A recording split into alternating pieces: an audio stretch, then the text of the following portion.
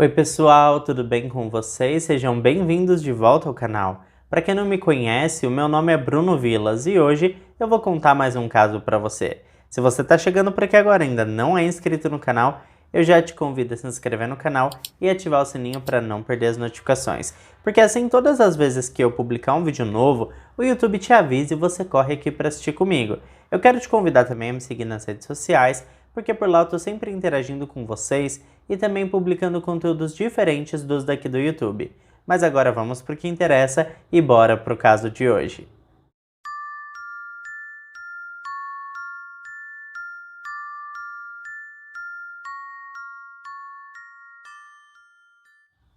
Esse é mais um daqueles casos, pessoal, de crianças sendo vítimas de adultos cruéis e hipócritas. E eu digo isso porque no dia do julgamento, as acusadas deram um show completo. Elas fizeram uma cena bizarra que ganhou as manchetes assim dos jornais de maior circulação pelo mundo afora. Parece mesmo que as crianças ao redor do mundo estão sempre correndo perigo quando são colocadas na companhia de adultos desequilibrados e inconsequentes. Mas esse caso, pessoal, começa bem lá atrás. E eu vou explicar tudinho para vocês como tudo isso aconteceu. Serenity Richardson nasceu no dia 16 de junho de 2006, na cidade de Detroit, no estado do Michigan, nos Estados Unidos. Ela era filha de Leisha Richardson e não há informações precisas a respeito do pai da garotinha. Leisha tinha uma melhor amiga de infância, chamada Eric Mai Butt, que inclusive foi com ela até o hospital e segurou sua mão no dia do nascimento de sua filha. Serenity era uma criança muito doce, comunicativa e bastante curiosa. Seus vizinhos e conhecidos disseram em entrevista que a menina era um anjinho e a crueldade que aconteceu com ela foi desumana, e nenhuma penalidade do judiciário poderia reparar esse acontecimento. Leisha e Erica eram muito amigas desde a infância, como eu acabei de dizer para vocês.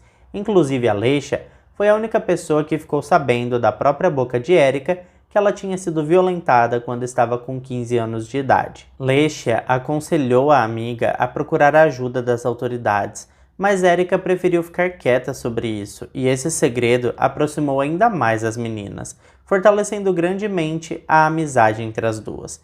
Tanto que as duas permaneceram grandes amigas por toda a adolescência. E esse carinho também permaneceu quando elas já estavam adultas. Leisha então ficou grávida e teve todo o apoio da sua amiga, e alguns meses após o nascimento da Serenity, sua madrinha Erica mudou-se para Summerville, na Carolina do Sul. Acontece que essas duas cidades ficam em estados bastante distantes entre si. Para vocês terem uma ideia mais ou menos, eu fiz algumas simulações de trajeto, e caso o viajante opte por ir de carro, a distância entre as duas cidades é de aproximadamente 13 horas dirigindo sem intervalos. São mais de 800 quilômetros de distância entre Detroit e Summerville. Existe também a opção de fazer o trajeto de avião, com duração de aproximadamente 2 horas de voo, levando em consideração um voo direto, portanto sem nenhuma conexão. Por conta da distância, as amigas passaram a se encontrar com muito menos frequência e revezavam entre Leisha viajando para Carolina do Sul e Erica viajando para o Michigan. Bom, na última semana de outubro do ano de 2009, quando Serenity estava com 3 anos de idade, sua mãe Leisha e sua melhor amiga Erica pensaram que seria uma boa ideia deixar a garotinha na casa da madrinha por 2 semanas. Erica se dava muito bem com a menina e vice-versa. As duas passavam bastante tempo lendo livros, assistindo desenhos e comendo donuts. Para a pequena Serenity, sempre era uma festa quando ela viajava para visitar a tia Erica, e também fazia um alvoroço quando ficava sabendo que a Erica estava vindo visitá-las. Erica namorou algumas mulheres por curtos períodos de tempo, até que ela conheceu uma mulher que mudaria sua vida para sempre. Essa moça se chamava Shanita Latrice Cunningham e tinha a mesma idade de Erica. No começo, como sempre, o relacionamento das duas parecia um mar de rosas, muito tranquilo e cheio de paz. Mas conforme o tempo foi passando, ficou evidente que aquele relacionamento começou a ficar tóxico e abusivo. Como eu ia dizendo, em outubro de 2009, a Leisha resolveu que seria legal deixar sua menina com a tia Erica por 2 semanas. Neste ponto, é preciso esclarecer que a Erica que nesta data estava com 23 anos de idade, morava com sua namorada Shanita, também de 23 anos de idade. A essa altura, as duas tinham uma relação bastante conturbada, cheia de amor e ódio. Aqueles relacionamentos bastante tóxicos, nos quais as duas partes estão sempre brigando, se ofendendo e em seguida se reconciliando e fazendo juras de amor eterno, sabem? Bem aquele estilo mesmo. Então as duas levavam um relacionamento bem nesse ponto aí, bem complicado, e a Leisha chegou a dizer mais tarde que não imaginava como era o relacionamento entre sua amiga Erika e a sua namorada Shanita. Ela informou que todas as vezes que falou com Erika, a amiga de infância sempre defendeu a namorada, dizendo que todos os casais têm seus altos e baixos e em todos os relacionamentos nos quais existem amor, as pessoas acabam brigando e se desentendendo, mas o importante era a reconciliação e depois as duas ficavam bem. Erika sempre dizia que o amor a tudo supera. Por conta disso, a Leisha não se sentiu desconfortável em deixar a criança na casa. Afinal de contas, Erika garantiu que estava tudo sob controle, e como elas eram melhores amigas de longa data, não havia sentido para desconfianças. Inclusive, naquela mesma semana, ela tinha falado com a Shanita, que garantiu que as duas estavam bem e estava tudo em perfeita harmonia.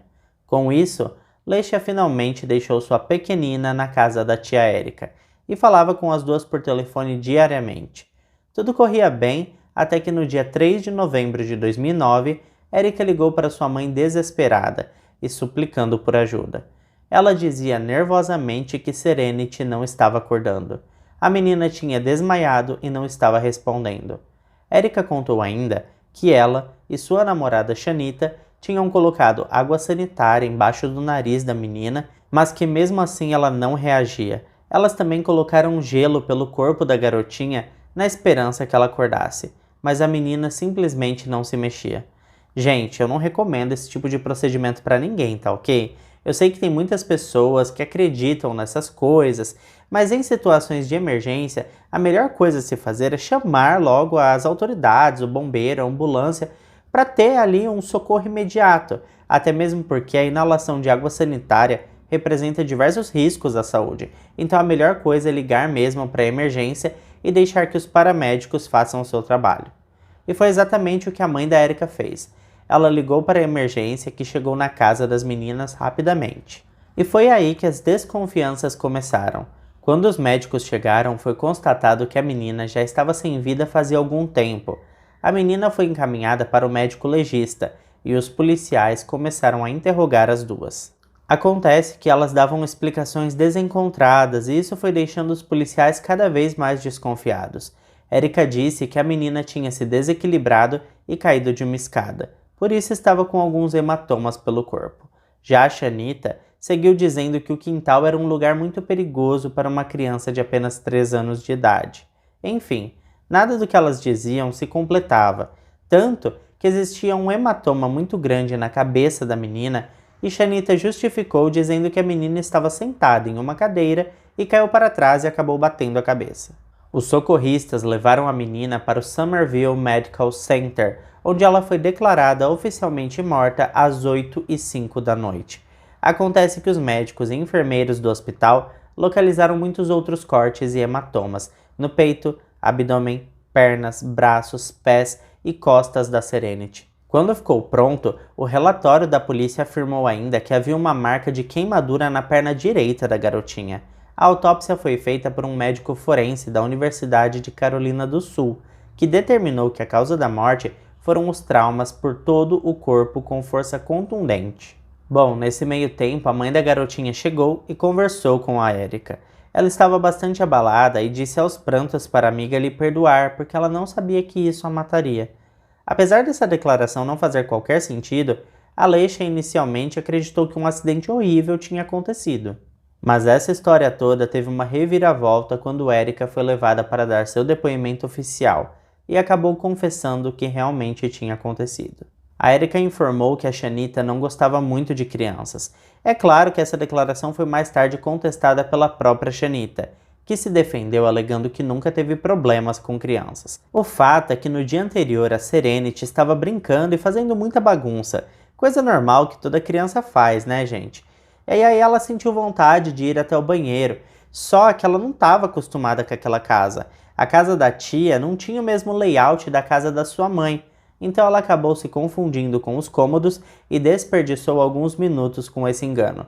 O resultado foi que ela não conseguiu chegar até o vaso sanitário. Não deu tempo, ela acabou urinando ali no chão mesmo onde ela estava. Esse pequeno acontecimento foi o suficiente para que as duas maltratassem a menina. De acordo com o relatório da promotoria, uma das mulheres pegou uma cinta e a outra um cabide de roupas, e juntas elas deram uma surra na menina. É claro que somente aquele único ataque não seria o suficiente para terminar como terminou, né, pessoal? Aliás, eu acho que todos aqui que têm um pouco mais de idade conseguem se lembrar de alguma surra que tenha levado do pai ou da mãe ou de algum parente quando eram crianças. Mas o que foi determinado para que a Serenity viesse a óbito foram os espancamentos que vieram em seguida. As duas mulheres, Erica e Shanita, passaram a acreditar que a única forma de manter a menina quieta seria utilizando a cinta e o cabide contra ela. Bom, eu particularmente acho que elas eram más e estavam se divertindo com isso, porque não é possível elas terem passado todo aquele tempo surrando a menina. Não faz muito sentido isso, gente. A Erica alegou em sua defesa que ela não sabia que aquilo poderia terminar assim. Ela não sabia que as surras poderiam matar a criança. Como já é de se esperar, esse caso ganhou bastante visibilidade e desencadeou uma grande revolta popular. As duas tiveram suas prisões preventivas decretadas e se declararam culpadas do crime em agosto de 2011. Erica Butts entrou com um pedido de Alford, o que significa que ela mantém a sua inocência, mas ela reconhece que levar seu caso a julgamento provavelmente resultaria em uma condenação. Geralmente isso acontece quando o acusado insiste que é inocente, mas existem provas robustas contra ele, que facilmente convenceriam o júri de que seja culpado. Caso o caso vá a julgamento e o júri retorne com o veredito de culpado, o júri pode recomendar ao juiz a pena capital. Então, para evitar que esse caso chegue nas mãos do júri e corra o risco de ser condenado a uma pena muito pior, o acusado pode recorrer ao pedido de Alford. Por outro lado, a Shanita Cunningham se declarou culpada da acusação imediatamente. Já no mês de novembro de 2011, basicamente 2 anos depois do falecimento de Serenity, as duas compareceram ao Tribunal Criminal de Charleston, na Carolina do Sul. O Tribunal de Charleston foi cenário de uma cena muito bizarra, quando as duas desmaiaram e depois choraram incontrolavelmente quando ouviram sua sentença pelo assassinato da Serenity que aconteceu em 2009, quando a menina tinha apenas 3 anos de idade. Ambas foram condenadas à prisão perpétua, e tanto a Erica quanto a Shanita tiveram que ser retiradas do chão por funcionários do tribunal e devolvidas às suas cadeiras enquanto paramédicos eram acionados. Erica gritou aos prantos que foi responsável por algumas coisas, mas que nunca mataria a filha de sua melhor amiga. Ela se virou para Leisha e disse que a amaria para sempre, não importa o que aconteça, e que sentia muito mesmo. Durante a audiência, o advogado de Shanita afirmou que sua cliente era muito menos culpada do que a Erica. Já o advogado da Erica a defendeu, dizendo que ela era vítima de um relacionamento tóxico e abusivo, e que presenciou Shanita agredindo a menina, mas que não pôde defendê-la. E é justamente aqui que eu quero que vocês me digam o que vocês acham desse caso. Será que as duas agrediram a menina juntas? Ou será mesmo que a Erica disse a verdade e ela apenas presenciou a namorada cometendo esse ato horrível? Mas se ela tivesse, gente, falando a verdade, o mínimo que ela deveria ter feito era ter defendido a criança ou ligado para a polícia, ou mesmo ligado para a mãe da menina e buscar ela, né? Outra coisa que não faz muito sentido foi que para as autoridades, 2 anos antes, ela tinha admitido que uma delas usou a cinta e a outra um cabide. Ou seja, ela admitiu que as duas foram responsáveis pelas agressões. Será que naquele momento ela tentou assumir a culpa junto com a namorada para não deixar ela responder por isso sozinha?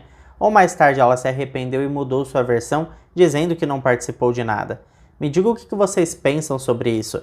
Eu vou deixar num comentário fixado alguns outros casos parecidos com este, e vocês vão ver, vão ter certeza junto comigo, eu acho que muitos de vocês já sabem, né, que o ser humano pode ser muito maldoso quando ele quer. Bom, pessoal, esse foi o caso de hoje. Se ficou até aqui comigo, não esquece, Deixe o seu like que me motiva muito a continuar trazendo esse tipo de conteúdo aqui para você. Eu fico por aqui e até o próximo vídeo.